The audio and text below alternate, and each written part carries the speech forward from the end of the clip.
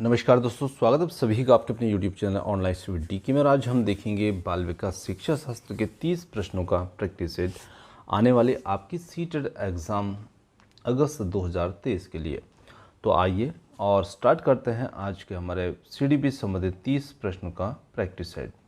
दोस्तों यहाँ पर आपके लिए एक और अच्छा प्रयास करने का हमने कार्य किया है। तो यहाँ पर यदि हम बात करें आपकी अपनी ऐप ऑनलाइन स्टडी डीके की, तो यहाँ पर ऐप को आप प्ले स्टोर से जाकर के डाउनलोड कर सकते हैं। लिंक आपको डिस्क्रिप्शन में मिल जाएगा। और यहाँ पर आपको सीटेट के लिए महत्वपूर्ण नोट्स, PDF वगैरह उपलब्ध हैं। साथ ही साथ यहाँ पर मिलते हैं आपको 29 प्रैक्टिस सेट, और वो भी सिर्फ मात्र 29 रुपये में, यानी कि हर प्रैक्टिस सेट सिर्फ 1 रुपये में। हर प्रैक्टिस सेट में मिलेंगे आपको 150 क्वेश्चन का कंप्लीट प्रैक्टिस सेट, जिसमें सभी विषयों को इसमें शामिल किया गया है। तो दोस्तों यदि आप इसमें इंटरेस्टेड हैं तो आप इसे भी डाउनलोड कर सकते हैं, अपनी तैयारी को बेहतर कर सकते हैं। और कुछ ही दिन आपकी एग्ज़ाम में शेष रहे हैं तो प्रैक्टिस सेट लगाकर आप अपना आकलन भी यहाँ पर कर सकते हैं। तो आइए और अब बढ़ते हैं हमारे प्रश्नों की ओर। पहला प्रश्न आता है, एक अध्यापक को सभी के लिए अधिगम सहज सुगम बनाने के लिए क्या अधिगम प्राथमिकताओं में व्यक्तित्व भिन्नताओं के प्रति क्या करना चाहिए। तो देखिए, अक्सर प्रश्न व्यक्तित्व भिन्नताओं से आता है, और जब भी व्यक्तित्व भिन्नताओं की बात आती है तो व्यक्तित्व भिन्नताओं को हमें एक संसाधन के रूप में समझना चाहिए। कभी भी उनको हमें अनदेखा नहीं करना चाहिए, यानी कि सभी को महत्व देना ज़रूरी है। तो यहाँ पर यदि हम विकल्पों को देखें, उन्हें महत्वपूर्ण मानना चाहिए, उनको अनदेखा करना चाहिए, उनको मिटा देना चाहिए, दमन करना चाहिए। तो सीधा सीधा हमें उन्हें स्वीकार करना चाहिए, उनको मानना चाहिए, और हर एक बच्चे की जो विभिन्नता है उसको महत्व देना चाहिए। तो यहाँ पर हमारा उत्तर जो है विकल्प ए जो होगा वो इसमें उत्तर बनेगा। आगे चलते हैं अगले प्रश्न पर। अगला प्रश्न आता है, आकलन का मुख्य उद्देश्य क्या होना चाहिए। तो देखिए, आकलन का मुख्य उद्देश्य यहाँ पर क्या होना चाहिए, तो क्या इससे हमें विद्यार्थी के अंकों की व्यापकता का पता लगाना चाहिए, या विद्यार्थियों के सीखने की प्रगति के प्रति समझ बनाना चाहिए, संभाव्य असफल और सफल विद्यार्थियों की पहचान करना, विद्यार्थी को ग्रेड मान देना। तो देखिए, आकलन जो होता है वो बच्चों के सीखने के स्तर का पता लगाता है। मतलब बच्चे कैसे सीख रहे हैं, कहाँ किस चीज़ पर बच्चों की समझ ठीक से बन रही है, कहाँ पर नहीं बन रही है, और जहाँ पर बच्चों की समझ नहीं बन रही है तो वहाँ पर फिर से प्रयास करने की आवश्यकता होती है। यही आकलन का मुख्य उद्देश्य होता है। और यहाँ पर हम विकल्प बी के साथ में विद्यार्थी के सीखने की प्रगति के प्रति हम यहाँ पर आकलन के माध्यम से समझ बना सकते हैं। तो यहाँ पर सेकेंड विकल्प जो होगा वो उसमें उत्तर होगा। अगला प्रश्न आता है, निम्नलिखित में से कौन सी प्रविधि विद्यार्थियों में समालोचनात्मक चिंतन को प्रोत्साहित कर सकती है। तो देखिए, यहाँ पर समालोचनात्मक चिंतन को प्रोत्साहित कर सकती है कौन सी प्रविधि यहाँ पर रहेगी। तो प्रश्न का तुरंत उत्तर देने के लिए कहना, विद्यार्थी को विमर्श हेतु समय देना, या फिर विद्यार्थी से बंद अंत वाले प्रश्न पूछना, विद्यार्थी में परस्पर अंतरक्रिया को निरुत्साहित करना।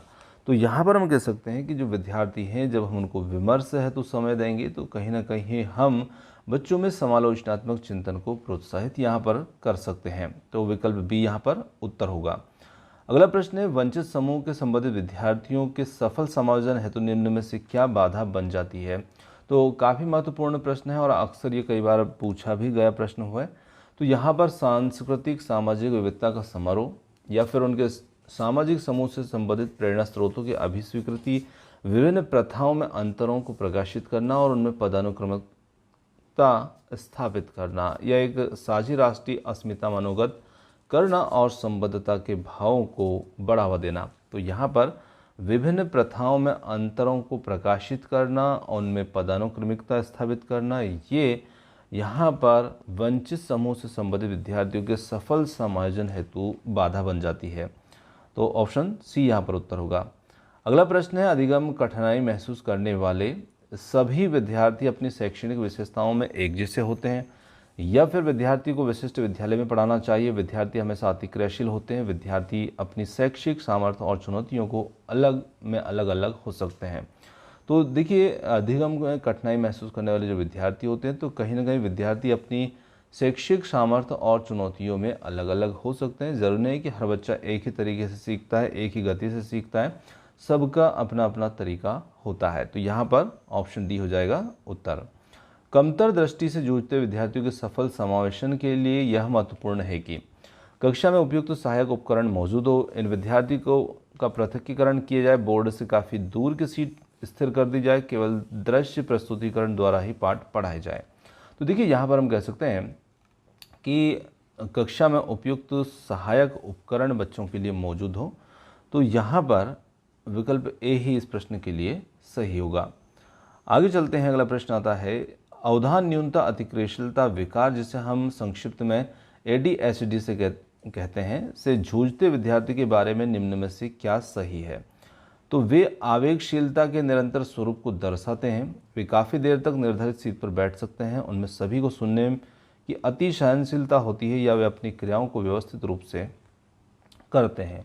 तो देखिए जो अवधान न्यूनता अतिक्रियाशीलता विकार होता है, ऐसे बच्चे जो होते हैं वे आवेगशीलता के निरंतर स्वरूप को दर्शाते हैं, यानी कि बहुत जल्दी उत्तेजित हो जाते हैं, इनमें आवेगशीलता जो होती है देखने को मिलती है।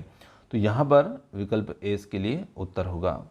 निम्न में से कौन सी युक्ति प्रतिभाशाली विद्यार्थी की ज़रूरतों को पूरा करने के लिए एक प्रभावी रणनीति है। जानकारी को समझने हेतु अतिरिक्त समय देना, बहुत आसान और सरल सवाल पूछना, स्वचयनित उच्च क्रम चिंतन कार्य सौंपना, या उनमें सफलता की निम्न उम्मीद रखना। तो यहाँ पर हम कह सकते हैं कि प्रतिभाशाली विद्यार्थी की ज़रूरतों को पूरा करने के लिए जो एक प्रभावी रणनीति यहाँ पर हो सकती है, वो हो सकती है स्वचयनित उच्च क्रम चिंतन कार्य को सौंपना। ऑप्शन नंबर सी यहाँ पर उत्तर होगा। अगला प्रश्न है औपचारिक शिक्षा में प्रवेश करने से पूर्व ही बच्चे अपने आस पड़ोस के बारे में, जैसे कि उन वस्तुओं और घटनाओं के बारे में जिनसे वे समागम करते हैं, एक संपन्न समझ विकसित कर लेते हैं। एक अध्यापिका को उनकी तरह की समझ को पूरी तरह नकार देना चाहिए, मानकीकृत पाठ्यक्रम से बदल देने का प्रयास करना चाहिए, उनके ज्ञान को अग्रसर करने के लिए महत्वपूर्ण समझना चाहिए, फिर अधिगम के लिए दोषपूर्ण और महत्वहीन यहाँ पर मानना चाहिए। तो यहाँ पर हम कह सकते हैं कि उनके ज्ञान को अग्रसर करने के लिए महत्वपूर्ण समझना चाहिए। ऑप्शन सी यहाँ पर उत्तर होगा। अगला प्रश्न आता है अभिकथन के रूप में विद्यालयों को अधिगम के संवेगात्मक पहलू को अनदेखा कर देना चाहिए। इसके पीछे तर्क है संवेग और संज्ञान एक दूसरे से संबंधित नहीं है। तो यहाँ पर क्या ए आर दोनों सही है, आर ए की सही व्याख्या भी करता है, या फिर ए आर दोनों सही है लेकिन आर ए की सही व्याख्या नहीं है, ए सही लेकिन आर गलत, और ए आर दोनों गलत हैं। यहाँ पर हमारा उत्तर बन जाएगा option number D, A R दोनों ही यहाँ पर गलत हैं, है ना। तो यहाँ पर देखिए हम विद्यालय में अधिगम के संवेगात्मक पहलू को अनदेखा कर सकते हैं, कर देना चाहिए, ये भी गलत है, और संवेग और संज्ञान एक दूसरे से संबंधित नहीं है, ये भी गलत है। तो सीधे सीधे यहाँ पर ए आर दोनों ही गलत होंगे। चलिए आगे चलते हैं। अगला प्रश्न है शिक्षा का उद्देश्य विद्यार्थियों को रक्तस्थान के लिए प्रेरित करना होता है। प्रतिस्पर्धा, कंठस्थ स्मरण, स्वतंत्र चिंतन, निष्क्रिय ज्ञान, पुनरुत्पादन। तो यहाँ पर हम कह सकते हैं कि शिक्षा का उद्देश्य विद्यार्थियों को रक्तस्थान के लिए प्रेरित करना होता है, स्वतंत्र चिंतन के लिए। ऑप्शन नंबर सी यहाँ पर उत्तर होगा। अधिगम को सुसाधित किस प्रकार से किया जा सकता है। यहाँ पर योग्यता के सत्व दृष्टिकोण को बढ़ावा देकर, कार्य के उद्देश्यों को विद्यार्थी से साझा न करके, विद्यार्थियों में प्रतिस्पर्धा को बढ़ाकर, चिंतन परिवर्तन के मौके प्रदान करके। तो यहाँ पर हम कह सकते हैं चिंतन परिवर्तन के मौके प्रदान करके यहाँ पर अधिगम को सुसाधित किया जा सकता है। ऑप्शन नंबर डी उत्तर होगा। बाल विकास के क्षेत्र में हाल ही के सिद्धांत यह सुझावित करते हैं कि विकास प्रभावित होता है आनुवंशिकता से, शिक्षा से, संस्कृति से, सामाजिक नीति से, या फिर केवल एक से, या फिर यहाँ पर केवल एक और दो से, 1 2 3 से, या फिर 1 2 3 4 से। तो यहाँ पर हम कह सकते हैं कि बाल विकास के क्षेत्र में जो सिद्धांत सुझावित करते हैं विकास प्रभावित होता है। तो विकास जो है वो आनुवंशिकता, शिक्षा, संस्कृति, सामाजिक नीतियाँ सभी से प्रभावित होगा, यानी कि चारों ही से ही यहाँ पर ये प्रभावित होगा। तो इसके लिए डी विकल्प हमारा उत्तर होगा। बच्चों का विकास किस प्रकार से होता है। तो बच्चों का विकास की यदि हम बात करें तो कैसे होता है, तो व्यवस्थित रूप से होता है, परंतु स्वाभाविक रूप से व्यक्तित्व होता है। तो देखिए व्यवस्थित रूप से सब बच्चों का विकास होता ही है, परंतु स्वाभाविक रूप से हर बच्चे में अपनी अपनी एक व्यक्तित्व भिन्नता होती है। तो बिल्कुल विकल्प ए इसमें हमारा यहाँ पर उत्तर हो जाता है। अगला प्रश्न आता है, छोटे बच्चों में समाजीकरण का रिक्त स्थान प्राथमिक कारक संस्था है और रिक्त स्थान द्वितीय कारक संस्था है। अब यहाँ पर सीधे सीधे दो कारक पूछ लिए, प्राथमिक और द्वितीय। तो दोनों को यदि देखें तो परिवार प्रथम एजेंसी होता है, प्राथमिक संस्था होता है, परंतु यहाँ पर परिवार के साथ में और दूसरा यहाँ पर देखिए पुस्तकालय है, अभिभावकों का कार्यस्थल है। अब देखिए यहाँ पर आस पड़ोस जो होता है वो भी एक प्राथमिक, परिवार पास पड़ोस भी प्राथमिक में आते हैं, परंतु यहाँ पर मान लीजिए हम पास पड़ोस को द्वितीय कारक मान लेते हैं, तो यहाँ पर देखिए परिवार प्रथम नहीं दे रखा है, तो सीधे सीधे ऑप्शन ए परिवार यहाँ पर प्रथम हो जाएगा, पुस्तकालय यहाँ पर द्वितीय हो जाएगा। तो इस प्रकार से भी हम यहाँ पर ले सकते हैं, ऑप्शन ए इसके लिए उत्तर हो जाएगा। अगला प्रश्न आता है, जीन पियाजे के संज्ञानात्मक विकास के सिद्धांत के अनुसार अधिकांश बच्चे किस अवस्था में बीते हुए समय, वर्तमान और भविष्य के बारे में स्पष्ट रूप से समझ बना लेते हैं। तो यहाँ पर यदि हम बात करें संवेदी गत्यात्मक, पूर्व संक्रियात्मक, मूर्त संक्रियात्मक या फिर औपचारिक संक्रियात्मक, तो यहाँ पर हो जाता है मूर्त संक्रियात्मक अवस्था में बच्चे जो हैं वो बीते हुए समय, वर्तमान और भविष्य के बारे में स्पष्ट रूप से समझ बना लेते हैं। अगला प्रश्न आता है, जीन पियाजे के सिद्धांत में चिंतन की बुनियादी निर्मितियों को किस रूप में जाना जाता है? सहज क्रियाएं, स्कीमा, संकेत, अवधारणाएं। तो यहाँ पर हम कह सकते हैं स्कीमा, ऑप्शन बी। अगला प्रश्न है, लेव वाइगोत्स्की के सिद्धांत के अनुसार रिक्त स्थान विकास को रिक्त स्थान आकार देता है। सामाजिक अनुवांशिक कारक, संज्ञानात्मक संस्कृति, भावनात्मक प्राकृतिक कारक या फिर शारीरिक संवेग। तो यहाँ पर हम कह सकते हैं लेव वाइगोत्स्की के सिद्धांत के अनुसार संज्ञानात्मक विकास को संस्कृति आकार देते हैं, यानी सांस्कृतिक कारक। गैर जन्मजात अधिगम जैसे बांसुरी बजाना, शतरंज खेलना सीखने के लिए किसी तरह के बाह्य निर्देशन और आंतरिक अभिप्रेरणा की ज़रूरत होती है। किसी भी तरह के बाह्य निर्देशन या अभिप्रेरणा की ज़रूरत नहीं होती है। बाह्य निर्देशन की ज़रूरत होती है लेकिन किसी तरह की अभिप्रेरणा की ज़रूरत नहीं होती है। किसी भी स्रोत से बाह्य निर्देशन की ज़रूरत नहीं होती है। तो यहाँ पर हम कह सकते हैं कि किसी तरह के बाह्य निर्देशन और आंतरिक अभिप्रेरणा की ज़रूरत होती है। तो यहाँ पर ऑप्शन नंबर ए यहाँ पर उत्तर होगा। विद्यार्थी सर्वाधिक बेहतर तरीके से किस प्रकार सीखते हैं?